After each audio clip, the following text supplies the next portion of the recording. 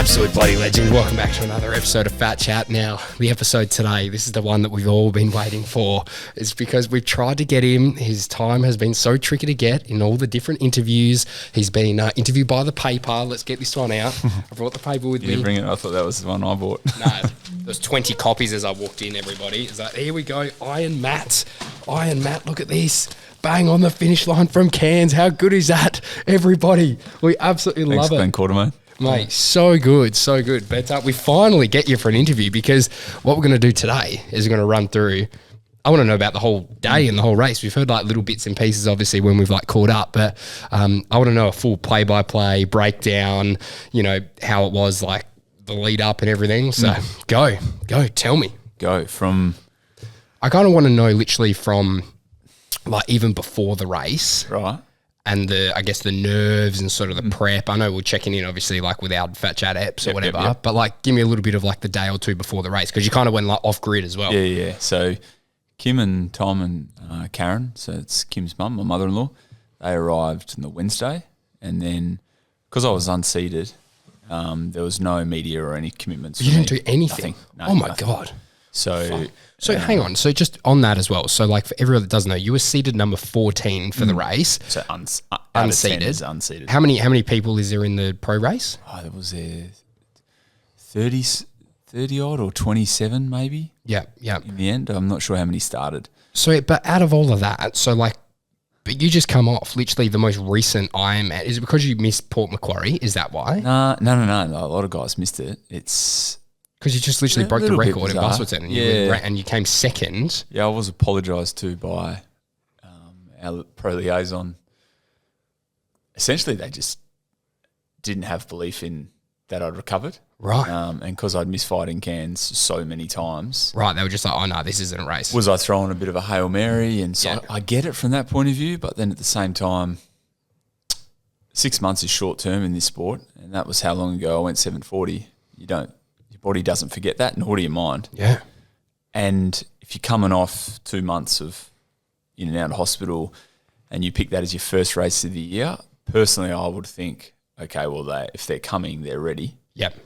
But it was also motivating. It annoyed me way back when they first issued the start list. I was like, wow, I'm not even in the eyes, mate. Yeah, wow. That's actually that just blows my fucking mind away though, because like, but say the Busselton race as well, you had just taken out all those other triathlons like all year last year. Like you were fucking killing it. Yeah, I had a bad start to the year, but yeah, locally I was. Yeah. Not the Ironman, they'll look at past champions of that race. Yep. And then because it's part of this pro series now, they're going to look at guys who have had success at other races this year. Right. There's been a few already of the pro series. And then anyone that's done well in New Zealand and Port Macquarie, which are the two other Ironman events in Oceania this year. Yep. They will be noted. But Busselton's still within the calendar year, still within the 12 months. Mm-hmm. So to not only have, okay, I set a new national record in Busselton, but had the Daniel Beckengar, the guy that won the race, not been there, I still would have broken the course record by 5 minutes. That's exactly right, yeah. So it's like... And, that was the quickest bike of any Australian in any Ironman race ever as well. Like, I just cannot fathom how you were so low in their, radar. A bit laughable, really. Yeah, but, when you've got a supportive coach and supportive family, we all feel, I could win this race. Preparation seems to have really lifted in the last 6 weeks. Yeah. And so you got to carry self-belief then, because there's no belief from no external pressure. It's just onto you, So the going to Busselton each year, the nerves, there's a lot of eyes, whereas Cairns not so much. So I was left to my own. I kind of trained logistically. Cairns as a race is a bit of a nightmare, right? So the days before are busy because transition 1 or the swim start as well is 30 Ks from finish and transition 2. Because it's like you do the swim ages away. Yeah, Palm Cove, which is 30 Ks from Cairns. But then it finishes in the main town. It does. Yeah. So you swim in Palm Cove, you then ride to Port Douglas, back to Palm Cove, back to Port Douglas. It's actually such a fucking long way. It's crazy, hey? Back to Port Douglas, back to Palm Cove, then the final 30K into Cairns. Yeah. You transition 2 in Cairns, and then you run 4 laps within the city. Yep. when I say within the city, airport to Hemingway Brewery, right? So it's like within the city walls. Yep. So along their broadwalk, really, there's no more footpath for running. They take you to the extremities of it. Mm-hmm. And I knew it well, but I went over for the first time. Typically, winter kicks in here May. It didn't this year, which was lucky for me because I got good heat prep probably until a week before I left. It started to rain here. Didn't get cold, it just started to rain. And then I got there 10 days early, 12 days early. Just stepped into it like normal. Like I had never felt the shift of conditions. The temperatures and the humidity wasn't hitting me in the face. It looked like it was pretty mild with that, and like even the day of the race, it was like beautiful. Like no cloud. There was hardly a cloud in the sky. Ocean wasn't moving, which is so rare because like I've been in Cairns 3 times, and it's in the fucking rainforest. Yeah. It rains and it's tropical every single day. So like pretty amazing. That pours with rain right in the afternoons. Usually like a normal tropical climate. 2 weeks, didn't see a drop. Wow. And no clouds. So just lucky, sun every day. So beautiful. Like I had a really enjoyable 10 days of training there. Coach Chris came over on the weekend before. Mm-hmm. And then we did a few specifics to check how I'd adapted to the added humidity. Everything looked good. And then Kim and Tom and Karen got there on the Wednesday on the midnight flight. So they took a couple of days to adapt, but because that's the only flight. Did you go midnight flight too? Yeah. There's only one flight direct to Cairns. I went through Brizzy. Did you? They came on the direct one for Tom. There's only one direct Jetstar at 12:05 in the fucking morning. We do live in the middle of nowhere, so man, it's like surely put one more service on per day. Like day trips, right, for us from Perth. Man. But yeah, and then you just got to, I guess, those few days before the race, also just to relax. I just wanted to do my own thing. Still wanted to train. Keep some good volume. Just stay very like efficient metabolically, not doing effort. But yeah, everything, had great heart rate response. Nothing felt different to home. And so, race mornings early, like everywhere, 4 o'clock, you're getting up, having breakfast. Race start was like 7, but you obviously have to drive down to Palm Cove from Cairns. Yep. Park up, which parking's That's a nightmare. That would be so early. And like Palm Cove is not a big place either. It's not like it's equipped for fucking volumes of people. They put you miles out. We jagged this park right near the swim start. Yeah. People just had gone to the actual parking where they'd said to. We just went down. Kim was going to drop me as close as we could. There was literally a park like on the waterfront. Went down, check in, come back, put everything in the car, get ready at the car, have a swim warm up. For the first time, I chose not to have a run warm up. Just under Chris's discussion, when you run an Ironman, you don't run at threshold. So essentially you'll be warm enough off the bike ride to step into what's like a tempo pace. And then, we underway. The difference with this race, typically in Oceania, we might have 15, maybe 20 guys. When you get 30, the bunches are bigger in the water. Mm-hmm. Straight away, I felt very comfortable. We'd done a lot more swimming than normal because my foot couldn't handle the running early, so swimming was more the thing. Which is, again, you got to look at all these little things that happen and you go, holy shit, all these little things that happen. It all for a reason, works out for a reason, right? And so it's 2 laps to swim. Yeah. And then, I found I was in the big group. I didn't know how many guys had gone away from the big group, but it was like 12, maybe 15 guys in this big group, and I just surfed feet at the back, moved around mid-bunch, and it was super comfortable, never felt sort of out of sorts or like I was stressed at all. And then getting out of the water, I had a few little I come out, drop the wetsuit down, and you put the top part of the suit on. I couldn't quite get my zip up properly. Right. And I had to stop, and I kind of lost everyone. Yep. But I was like, it's okay, just fix that. It's happened to me before. Yep, and I'll catch him on and the I'll bike. Just steady into it, right? Because dynamically, I've never come out in such a big group. So I was still trying to work out how to approach it. Yep. And then I got up there, and there's a race ranger on the bike, they call it. This is a new technology. Mm-hmm. So drafting has to be 12 metres behind the person in front. As the elites now, we get a light on our bike and a radar on the front. And it beeps. It lights up. Right, yeah. Tech officials will see if you go into the red, you have to overtake, or if you stay there, you get a penalty. Right. 5 minutes. Gotcha. Right? So I got into this group, and I'm at the back. One athlete, probably four riders up, starts to open a gap, no light on, right? So I went and filled that. Now I'm like 8th. Yep. And then my mate was on the front, and like you do when you're in a big group, no one wants to do the pacemaking, right? So, and because of this lighting system, everyone is the accurate distance behind one another, right? So it's not Is like this the it's 10 first meters. race this has happened This for is you? Excuse me. This is the first race that they were pulling people up with red lights. Right. They would give you a penalty if you didn't overtake once you went into red. So it all sort of started to bunch up. Heaps of red lights come on, and I just made a decision. I'll go to the front. I know I'm clean then, right? So I rode to the front, and I was like, I'll just ride this tempo. It'll stretch enough guys that it'll break the bunch up slowly. Yep. And I feel comfortable. Yeah, sweet. I didn't know how far ahead the lead group was, and I didn't know how many guys. So we caught, not long from this, probably 10 or 15K in, caught Nick Thompson, who's the young guy from here that I rode with in Busselton for a large portion. He started to give me a bit of a hand, which is great. I was like, we don't even need to talk. We just know what's going on here. So when you say because you can't do drafting stuff, what do you mean by give yourself a hand? Just setting the pace? Yeah, so you don't have to be the one focusing on power. Literally, you just don't go into the red. Yep. You just follow, and then you just allow them to sort of focus on the work, and all you have to focus on is Keeping the distance. Right. Again, foreign for me, but with the lights, it makes it easy.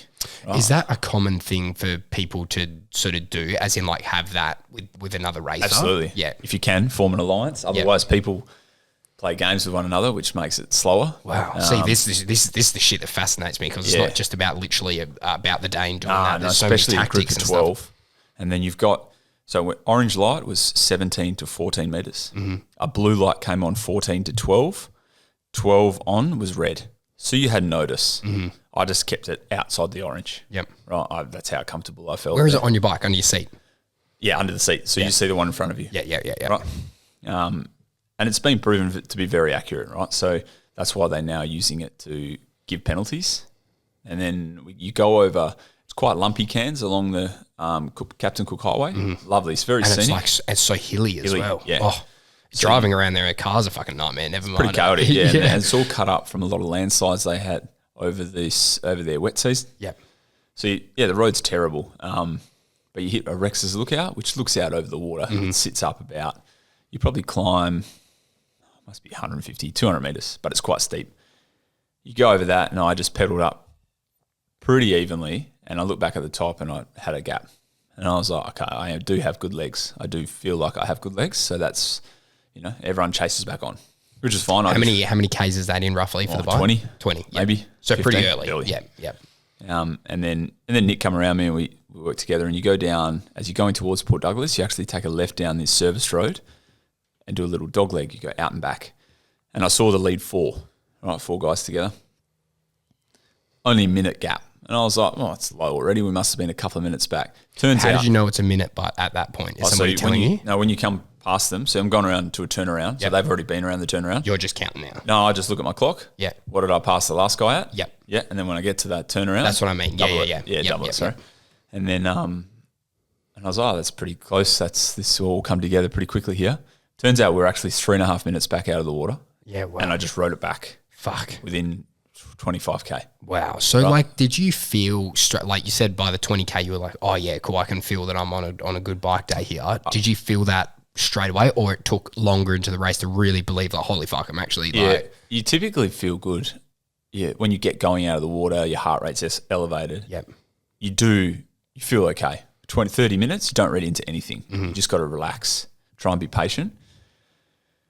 It wasn't till, we rode up, you come out of that dog leg, left towards Port Douglas for another probably 4K, go around a turnaround, then head back to Palm Cove. When we went around the turnaround, it was 30 seconds, so I just closed the gap to the front, and I just made a decision as I was riding up to them, go past them all straight away, right? Just dictate the race. Not knowing how everyone else was feeling, I was like, if I just keep this tempo, this is the power that you feel good at. That I want to ride today. So... Did you know that before the race that that's where you wanted to be? Absolutely. Yep. Yeah, this was the number we were working at, trained at. Yep. This is how it was going to happen. I was holding back to hold that number.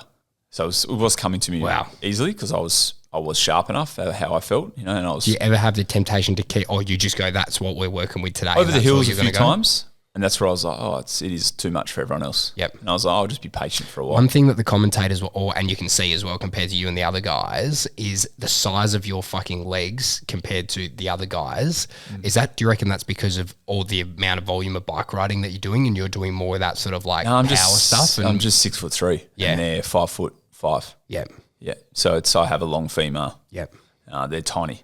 So it's like, if you stood us next to it, I have more muscle bulk, but not, no different if they were 6'3".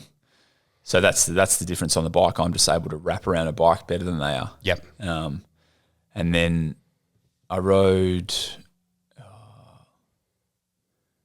back to Palm Cove. Yeah, we caught that group, and then there was 5 left in the group I started the day with.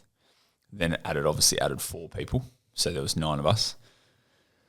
Coming back to that Rex's Lookout, so you're at about 60K. Nick came up next to me, told me he had a penalty. Another guy came around me. I was on the front, come around me and didn't say anything, but I was like, oh, he's going to the tent as well. There's a penalty tent at the top of Rex's. Yep. You've got to serve it if you got a penalty, you've got to serve it How at the long's next the one. penalty for? 5 minutes. 5 minutes. Gone from the race. Oh, fuck. Hard to come back. Holy fuck. And I was like, okay, well, Did now he get a it's just me. penalty with you? No, Like being he the was back of right at me? the back. Okay. Yeah. And he didn't think he's like, it's just the timing was terrible. Yeah, fuck. Because, that's one It and was done. disappointing to hear when he came up next to me. I was like, like he'd been working so well. We just knew how it had to go. And you don't want to see a fellow West Australian go, that he's going to have to ride alone. How can you communicate? How do you talk if you're not allowed to be within 12 minutes of 12 As minutes? you ride of each past other? one another. Right. As in, like, are you slowing down a little bit, talking, and then or you're just like yelling at each other, then going, you just have to be on the same wavelength. Quick Yeah. few words. Yep. There's not much discussion. It's Yep. just like you got to know what the other's trying to Yep. read between the lines a bit. They went in there, so that takes 2 out. So then the group was down to 6. And then as we went down back to Palm Cove, I just started to get into it a bit more and then stretched the group out that bit extra. One guy at the turnaround was starting to dangle a bit, and then another guy in the group started to work, right? And as we were going back out to Rex's Lookout, another, what are we at, 80, probably 90K. He was on the front. He'd made a decision, obviously, before. That's where he'll attack if he's near the front, and he did. He got out of the saddle, off he went. And I was behind him. Who was him? What was his name? Hamburger. Yep. So he was in front of you. He was the only person in front of you at this point, right? Yep. And then he went really hard. I just followed pretty comfortably. And over the top, I went past him, and I was like, I looked back, and there was no one. I couldn't see anyone. And I was like, oh, mate, 2's better than 1. So let's get into this. And then we're just, for the next 15K, back to that dog leg, and we had about 30 seconds. Just go a little bit closer. Sorry, bro. That's right. When we come out of that dog leg, he obviously made his own decision that 30 seconds, we'd been working together for 15K, we'd only gained 30 seconds, right? And there was 5 of them, or maybe even 6. One guy was sort of dangling off the back. He made a decision to go back to them, right? So I looked around through an aid station. And there's no one. Coming through the turnaround in Port Douglas, I had about 50 metres. I was like, okay. Got him. Oh, I was like, solo 60K. It's a long way into a slight headwind. Anyway, we ran on the turnaround and I pushed lap on my Garmin, which sort of resets the time. And I was like, okay, just ride this power, this cadence, and just find a good rhythm all the way back. And it was still coming to me really nicely. And then up some of the climbs, I was like, wow, when you're climbing in such a big gear and pedaling at such a high cadence and it's just natural, that's when you've got good legs. Yeah. Nothing. My legs weren't hurting. So going over the climbs, I would just ride a set effort. Chris had sort of given me a few points. If I needed to attack, I could go to this limit for a minute 10 times. I never went there once. And I'd be patient early when I sort of sat in the group there for a bit. My numbers were a bit lower than what we'd spoken about, but that's okay. But it's probably good because you didn't have to to do that. I just didn't have to think about it. Yep. And then the problem is when you turn at Palm Cove and there's Port Douglas, and you got 60K to go, you get no time splits coming back. So I had no idea. So I rode back. I was like, I'm moving fast, right? Let's get to Palm Cove. I pushed lap again and then try and ride 45K an hour the rest, right? Whatever power is needed, it'll come. But if you ride that speed going back, it's very fast in that last segment. The last 30K, if people are starting to weather a bit or think about the run, they slow considerably. Whereas in that sort of 30K from doing it so many times, I know that's fast. So I did that. I was like 44.9K an hour. Then I got off the bike and I heard over the radio it was 6 minutes, just under. Crazy. And I was like, wow, holy fuck. that's a lot. Yeah. It's like, I thought maybe 3 because I couldn't see anyone at one point. I looked back, but that was the only time. So just at this point, so you were 3 minutes behind everybody out the water, Yep. or 3.5. Yeah, 3.5, and now you're 6 minutes ahead. So pretty much it's close to like a 10-minute turnaround. Yeah, like I rode 4:05.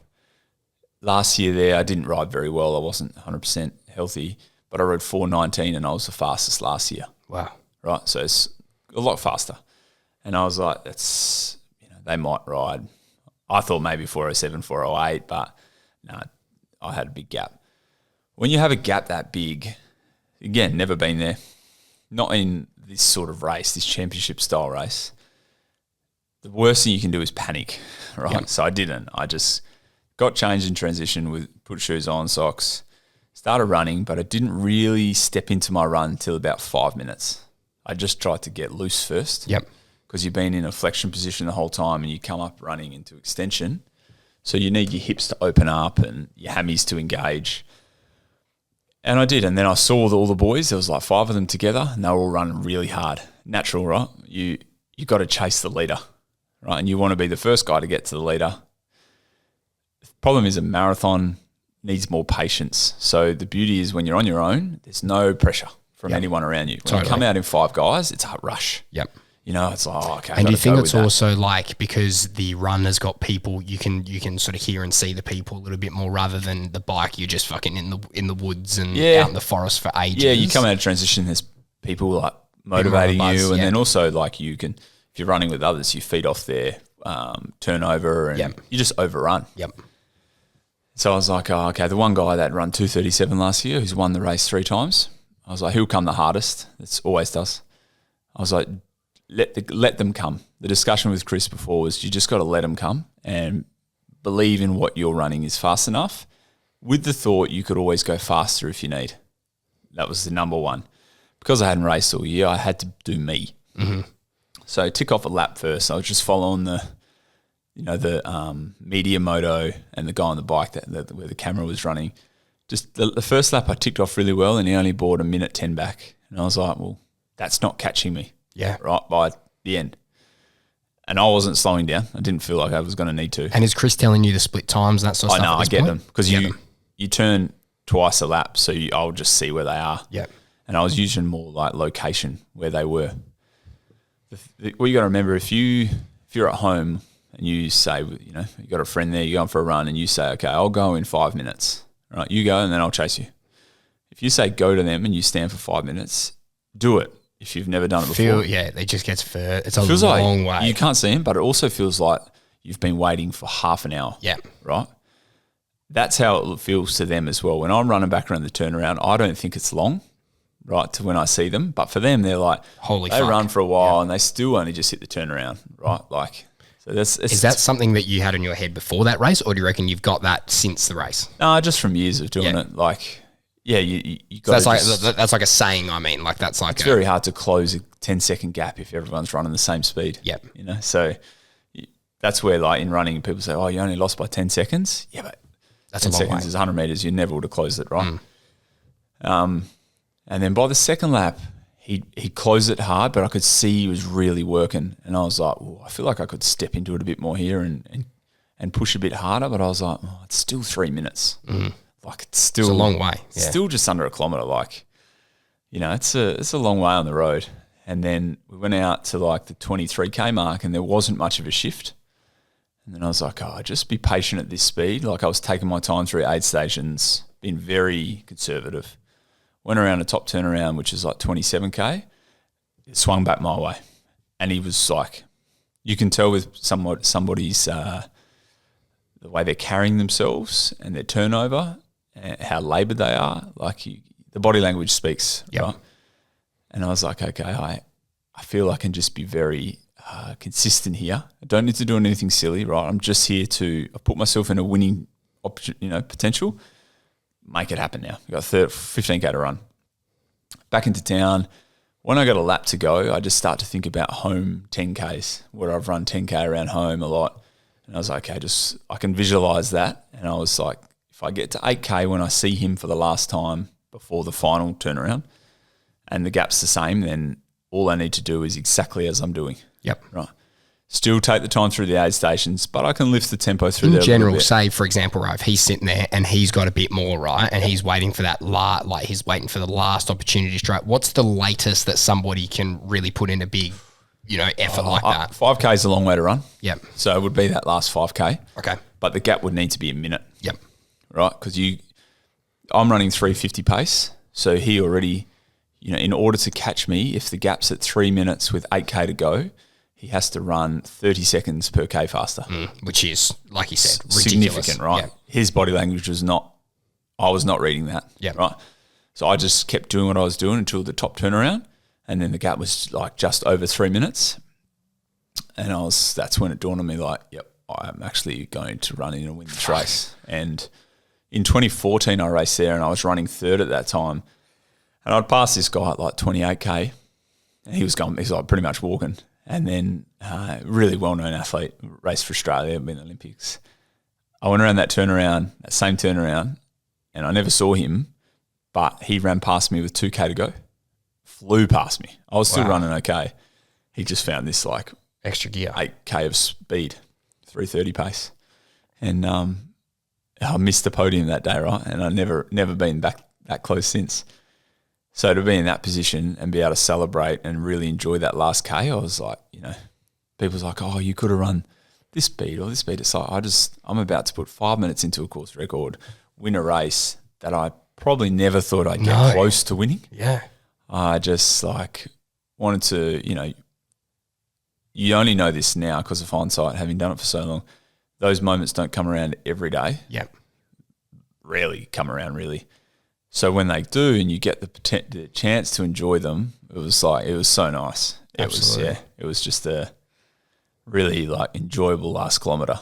No pain, Okay, you saw it later, but not bad. It was a really controlled effort from my point of view. It's been a week on now, and it's still not sinking in. I bet. It's like I just cannot even imagine how that, again, just because of all the build up and just the last 6 months of what everything has looked like. Man, what a roller coaster. Like literally thinking that, don't know if I'm done here or not, or how am I going to get back from it, to, like you said, I don't think really if you were thinking in December, January, February, if they're going to say, you're going to win the Cairns Ironman, you'd be like, how the fuck am I supposed to do that with all the obstacles that were thrown at you? Because Cairns has scarred me so much over the years, out of Busso, I wasn't going to Cairns. Really? Yeah. Wow. I was just going to let it go for a year. How crazy is that, man? Just going to let it go, and then, amazing how things just turn out. Changes and little challenges put you back into a place where you're like, what a race to come back at. Wow. And next minute you win this championship race that's where all the people in WA get it. That's why the messages from home have been so nice, because people have seen the journey through the local racing, right? And, I went to Busso 100 and I'm still in training block. So there was nothing to take from that other than just get it done, and turn it over and keep at it. And out of that, I really started to feel myself again. Yeah, it was like it kicked me back into gear. Definitely. Well, you said it on the pod the other day, that I think just the change in your whole demeanor of like what has been talking about this stuff, if you just listen back to the episodes week on week and we talk about whatever that you're doing that week, the progression, honestly, go listen to one back. Listen to the FatChat's back. Yeah.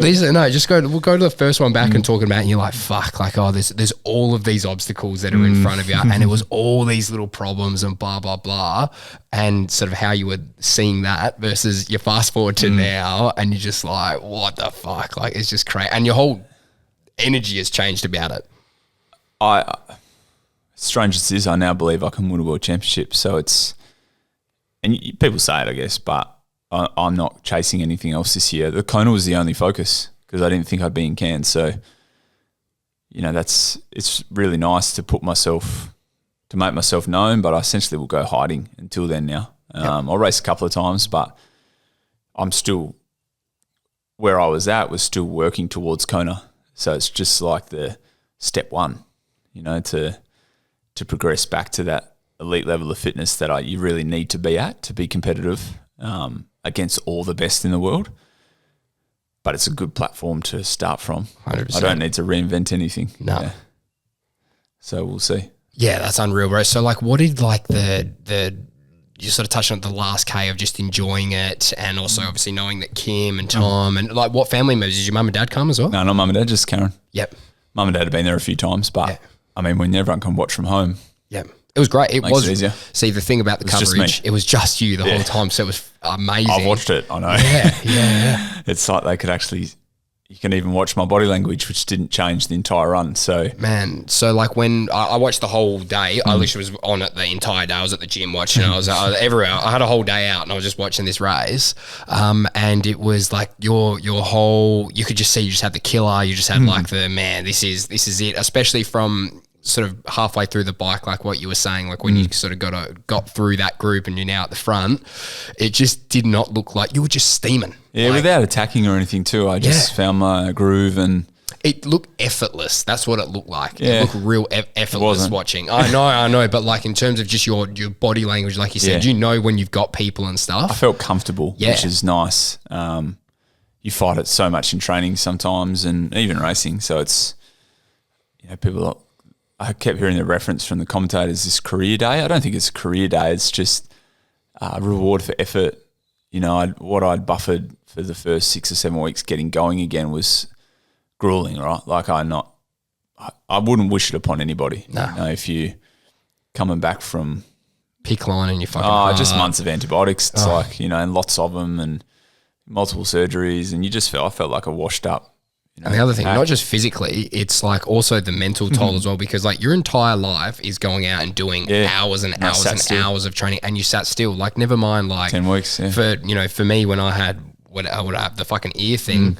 And I couldn't do stuff for, you know, a couple of weeks, and I'm not training as much as you. I'm just, you know, I'd go and do an hour's worth. Oh my God, that was a bit that I felt most mentally shit about. It does not even compare to like what that would feel like for you as well. Yeah, when I got back training maybe you needed break this whole time. Maybe you actually needed to have a longer break. Strength, yeah. Maybe. Who knows? But yeah, when I got back doing 40 hours, I was enjoying that. It was like 3 weeks up around there.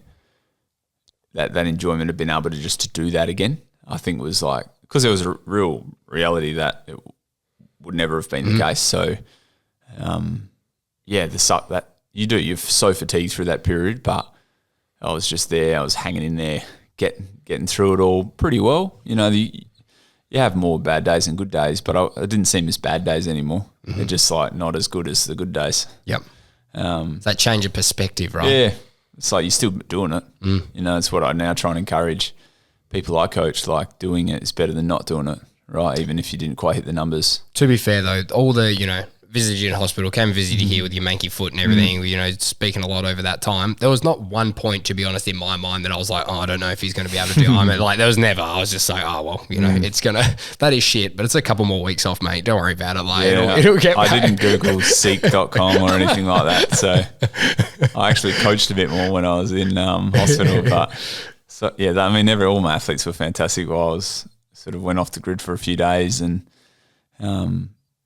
it's just good, nice direct support, and then all the indirect support, even like Australia-wide. That's what's been the coolest part of the last week. And then I give myself this week to, you know, Chris said something to me that I don't take everything on board, but he did say to me, you know, supreme fitness needs supreme recovery. And so that's where I'm at the moment. Unfortunately, when you get to a level, you have to take multiple steps back to then go above that level. Yep. So that's what I'm doing at the moment to then I need to be fitter in Kona. We'll be smarter, but yeah, you can actually track the trajectory of your fitness. So if I'm tracking above where I was in Cairns, it's always a good sign. But I messed Kona up 2 years ago. I wasn't 100% healthy, which is a lot of the issue most of the time for people. Like getting, you know, great health will always lead to, you know, great fitness. Yep. So that's important, especially when you got a little one and, you know, you're around others. It's stay away from everyone. Yeah, exactly. Well, you do it pretty well with being out in the farm out here. in the bush, so yeah. if it sounds like we're being really quiet, by the way, we're in Matt's house and his son Tom's asleep, and we're trying not to disturb him because he was grumpy before. So Mondays I have Tom, so we're interrupting his day with me. It's not a lack of energy. It's just we're trying not to wake him up. So it's the one day of the week that I really haven't trained. I've only swum today, so we did spend the morning together didn't call on Nana to just watch him while I went for a ride.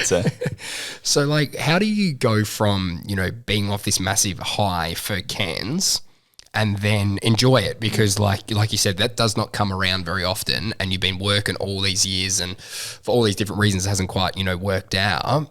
How do you still enjoy everything that's going on? And, all of a sudden everyone's, messaging you and all the support, and I'm sure there's going to be some other great opportunities like sponsor-wise and that sort of things, coming up for you. Yeah. But then also get back to the next goal, which is Kona. It probably doesn't feel real that I won in Cairns. It was just a really enjoyable experience. One, to race after, Busselton was the last time in December, but to just perform at a level I always believed I could, and a feeling like Busselton I was good, but I didn't feel great through the day. But this one was like, okay, that's how I would expect to feel. That's better. So I got to take away what I did leading into that and do it again. You can't replicate it, but you can put the right pieces of the puzzle together so it looks similar, hopefully better. But yeah, I guess all the opportunities do present, and there's been some fantastic ones. I'm really looking forward to some new companies I'll be working with. But yeah, getting a bike deal is still not easy, right? Man, so I've got support from Elite Cycles in North Perth. The guys have been fantastic, but when you've now posted the 2 fastest times on the bike in the Ironman in the last 6 months globally, and you can't sign with the company. I just want a few free bikes. I'm not even asking for cash, but man, that's still. So what have I got to do? What I don't get right is how I guess it's probably just the coverage of it, and then if they covered it better. Then all of a sudden everybody gets paid and there's more sponsorship and stuff like that. That's what they're trying. And, but for instance, because it's such a high participated sport. Yeah, massive, and right, people numbers-wise. and like people know, like for example, I was watching your race. I was in fucking middle of Freo in this shop, and I'm like going nuts for it. And 2 people come up to me who were also watching the race. These like they're always middle-aged white guys, but anyway, come on over to me, and they're like, oh yeah, Matt just won the race. I'm like, oh yeah. So like, and anybody that that knows you around the triathlon and stuff, everybody fucking loves it, and they're so involved with it. It's just crazy that it doesn't then translate, to something similar to like a Tour de France or whatever, or equivalent. It's just that it's 8 hours, and it's. But people watch the Tour de France for fucking days. Yeah, but the Europeans have always embraced cycling. So it's like triathlon's a lot newer than cycling. True. Especially the iron distance and the ultra distance stuff. So, yeah, I mean, I guess for me now, I want to support brands that I feel are allowing me to perform at that level. Yep. Right? So it's like I want to be able to get behind Cervelo, and really back them if they back me. And I feel like I'm just throwing blanks out at the moment and not getting any response. But yeah, you can blame the mainstream media, but it's also like I don't have a manager, and it's not a sport that you can really afford to absorb that, because they're gonna, management's great, but they take a percentage in a sport where there's not huge return. Until I go top 5 in Kona, then it would be a different story. But yeah, for now, I've done everything I can in this region. Who knows what the next week will bring. I do have some great support, but I just, riding is my identity, and that's where I don't lose sleep over it. But it's, I was so fortunate, and they probably kept me in the sport. Giant Bikes supported me on all different levels for 15 years, and it was so enjoyable. I always loved the gear, and then you transition to a new bike for the first time in my whole career, and I go and put a performance like that together, and it's like you make yourself known and you spend 5 hours on your own on the camera to a global audience. The Ironman have a lot of followers that tuned in, and it's like the awareness has got to be there somewhere. Yeah, for because sure. I actually know I'm selling bikes post race. You get contact about What where bike to did go, you use or where to and- go, yeah, and what size, and so I want to be part of that. That's part of the sport. That's what I enjoy also. Yeah. And what I believe in. When you believe in something, you don't have to sell it to people. It just Exactly. sell themselves. So it's just all part of being a professional athlete, except it's not a mainstream sport. So there's different intricate details that you need to find your way. Yeah, for sure. So just like on the mental side of it, how do you take the Cairns away and then you're looking forward to Kona? Relax now. Yeah, like you said, enjoy it. But like next week, we step into a different phase of training to then start the build. It's like 16 weeks from next week. Yep. I do go to the ITU, the International Triathlon Union, have a long course world champs in Townsville at the end of August. Mm-hmm. You'd be riding high confident with that though, just because it's similar conditions wise. I guess it's a little bit later in the year though. Same as Cairns, so similar conditions, same as Kona, into the sun. I'll go for a few weeks again. Yep. Do it properly. Treat When it is like it's the last weekend of August. Yeah, nice. Treat it with respect. It's a different distance. You swim 3K, ride 115, and then run 30. Mm-hmm. So it's sort of an upper echelon of that sort of endurance zone. But I'll get a good gauge as to how I'm traveling towards Kona, because then the 8 weeks following is still a lot of time. I picked up, I think it was like 11 weeks total training just to Cairns. So the last thing you need to do is overdo it in this first 9 weeks and be fantastic in Townsville. It's like you need to be smart about that approach. Because you're going to go up against a very good list of athletes, but I also have to believe in what you can do. Yep. And put myself in a position on the bike that potentially run for the win again. Yep. And then going back to like you actually finishing the race, right? What were the emotions? Like, the footage is fantastic and you've got Kim at the finish line, you've got Tom there.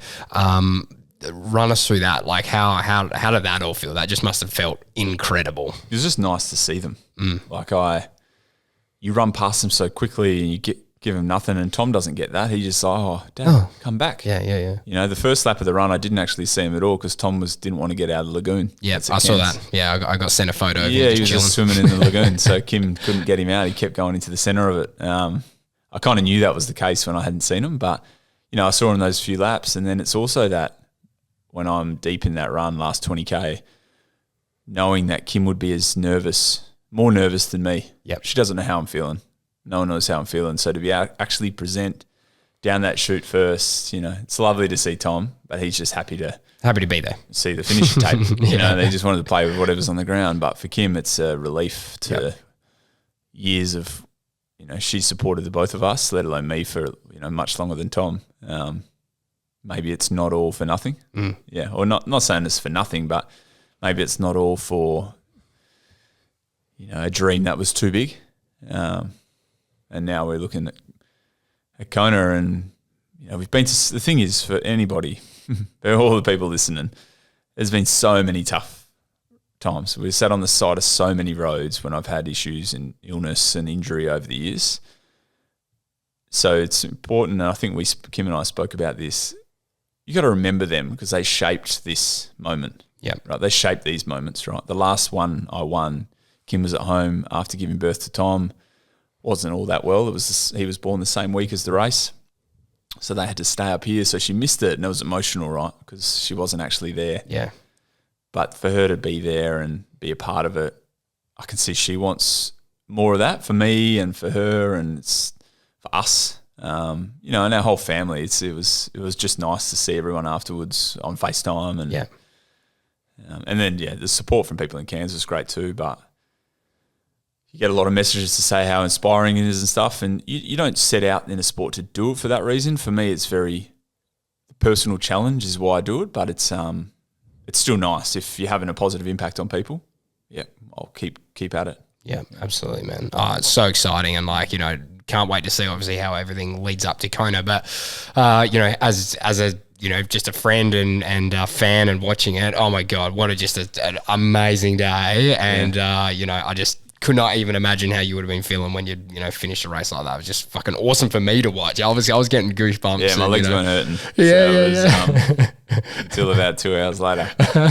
Did you have any drinks or anything after? Nah, what'd you do celebrate wise? I think that's in this sport, that's what's cool. So you do fair bit of media, go back to the family, you walk to the car, drive home, have a shower and have some food. That's it. Sit with them, right? It's like, yeah, this is 2 hours later, but yeah, it's that simple part of it. Yeah. That's life, and that's the people that see it all. Yeah, it's not real to everyone. You know, that moment still, it's like, wow.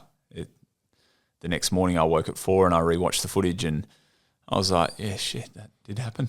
That's really, I performed like that yesterday and that's good, and now I want to be better. Yeah. You know, it's like, that was straight away.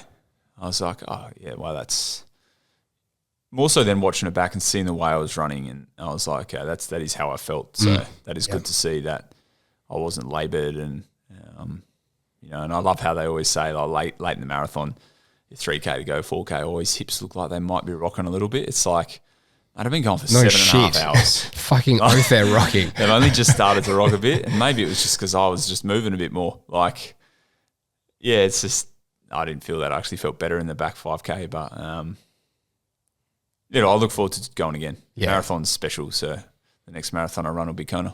Has there been one of like, you got lots of media stuff that's happened lately? Have you like been like, oh my God, that's so cool that's happened? Is there any one that's been like, oh wow? Yeah, so there's the paper's fucking sick. The paper's cool, but there's an ex-athlete who runs a podcast, Greg Bennett. Mm-hmm. The first race I ever won, so he was just about to retire. It was in the Philippines. It was quite a big race. It was actually the Asia Pacific Champs for Challenge, different brand. He was there, and I wasn't even seated there, and I won this race, right? Wow. Probably the most money I've won in a race until this one. So he reached out to me, and so that was quite a cool. He did it. I'd done his research, and he remembered. Yeah. But that's a full circle moment. He's a lovely guy, and I have a lot of respect. That's sort of the people I was watching as I first started. Yeah. There's actually nothing better than that feeling. That like I've had that a couple of times with different things about the pod or just body magic stuff or whatever, and it's a full circle moment of someone that you were such a fan of, or was such a like significant person for you, and then you're being a fan of me, and it's fucking like wild, eh? So that was really nice, and that's, you know, triathlon. But otherwise, any FatChat, otherwise FatChat, that's where it's flowing, right? Where energy goes, was it where focus goes, energy flows, or whatever it is. But yeah, I mean, the media over there was big. In the paper the next day was. Do you reckon, since like doing man, you should be doing more social media stuff. You should be doing fucking like, you know, like recording your rides. Nah, I don't want to. I will never do that. Man, the reason it's personal. And people just don't need to know. Do you reckon your support has been more since like people knowing your journey stuff a little bit more, like as of the last little bit? No, because a lot of the support. I've met I've been in the sport 15 years, and I've worked with Tri Travel, which is a company that take athletes around the world to races. So I've had a lot of interaction with people. Yep. So it's an extended network, and it showed me that everyone still watches. And following the journey. Yeah, to some degree. And okay, the media ran the foot story, and that's cool. And that's, you know, but everyone has a story to get to a start line. Yeah. Mine was different for this one, but, you know, it's important to know that there's a world of things going on, right? So it's, you know, I'll still be private in my approach. There was no, like for me watching someone, I don't care that they did a 200K ride. Yeah, right? It's not because I do 250 multiple times a week. It's just that you do what you need to do or you think you need to do to get to your goal, right? It's like if you're constantly having to. We talked about this the other day. Share Strava to your Instagram. You're insecure on Strava. Strava is a social media. You've got friends there, right? Leave the Strava there. Instagram, you know, for me, it's just we try to keep it as clean as possible, as professional as possible. Yeah, like I'll pop some trainer stuff up every now and again, but out on the long days, taking photos of the road, like, mate, people drive to work every day. Yeah, it's true. You know, it's like. For me, my job is to swim, ride and run. Yep. So if I was putting photos up of every session every day, people would be sick of seeing it, right? So it's like usually the people putting them up are the ones not doing it very often. Yeah, it's true. That's true. So yeah, that's what I do. And it's probably my sisters who are big on that. Like, you know, well, no one's making you do it. So if you feel like you need people supporting you, just be like, yeah, keep on going. It's like you're in it for the wrong reasons. If you're doing it as a profession. Yep. Because my older sister, she's not my older sister, she's the oldest of the two, always would say to me when I would be cranky at home, like, no one's making you do it. It's true. It's just something I've always, resonate with me forever. And that's been the biggest change since hospital. Like, just enjoy it all. Yep. Just embrace the tougher sessions, but I also feel like when you get your phone out, you're taken away from the session specifics. So yeah. leave it till later. All about precision, mate. All about precision. Well, mate, it was so good hearing the rundown of everything. Finally, like I said, we finally got you away from all the other media outlets and got a time. But I know that everybody at FatChat and all the listeners and everybody that I speak to has been so thrilled for everything that's happened so far. And this is only the start of the journey for this season. Bring on Kona, motherfuckers. Yeah, for this year at least. Thank you to everyone at FatChat. There was the other day, there was messages coming in. So, yeah, if you do jump on and have a listen to us, try and direct you down a healthy journey. Thanks for following what I'm doing too. Yeah, absolutely. Bloody love your work, mate.